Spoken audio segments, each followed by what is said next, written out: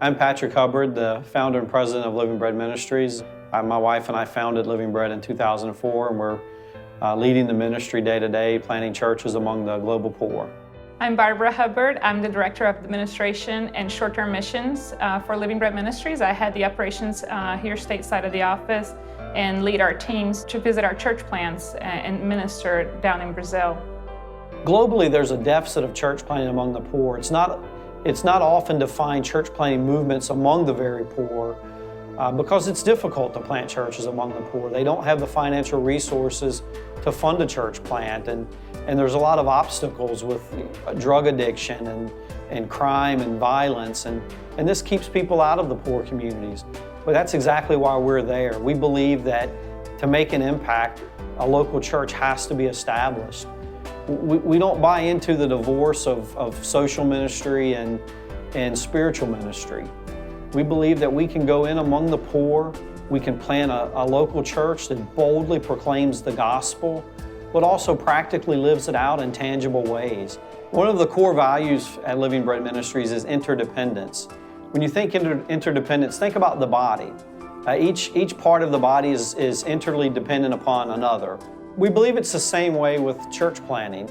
As Western organizations are able to bring their resources and expertise, we're able to partner with the local community, and they bring their understanding of the community as well as their own resources, and we're all able to pull those together and to function as one interdependent unit, planting a church among the poor in a way that is contextually relevant for that community.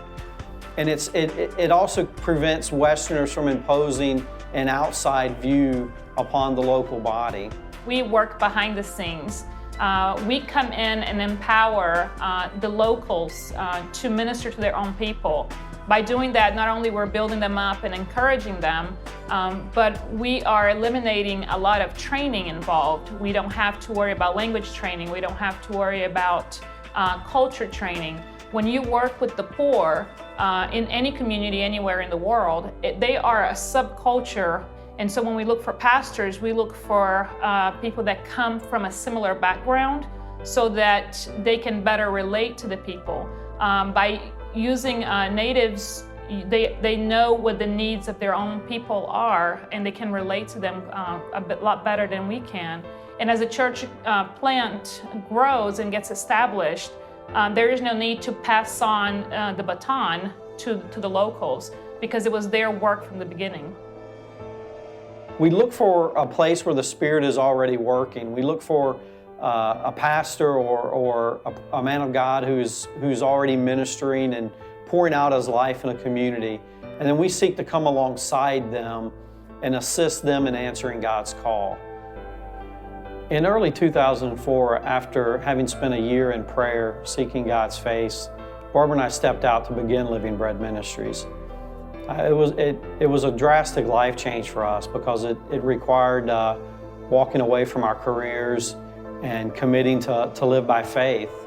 And we thought in the beginning that it was a no-brainer that the ministry would grow and people would get behind it quickly. And the Lord took us on a different journey, and we really struggled for about 6 years to get the ministry up and going. It consumed most of our life savings. We lived well below the poverty level in the U.S. But I think through that, the Lord has really taught us to be able to identify with the poor in a way that the average Westerner can't. And the past year, the Lord has just blessed exceedingly and abundantly. We had a parsonage donated to the ministries. We have been able to expand our church planting efforts in Brazil. We are expanding it into Thailand, and it has been amazing to see what the Lord has done in the past 9 years. As we expand into Asia, one of the things we believe missional church planting among the global poor can greatly impact is the human trafficking that's so prevalent in Southeast Asia. We believe that missional church planting among the poor is the best approach to impact human trafficking because we're able to prevent the young people and women from going into the sex industry to begin with. And we ask you to get involved and to help us to continue this church planting movement among the global poor.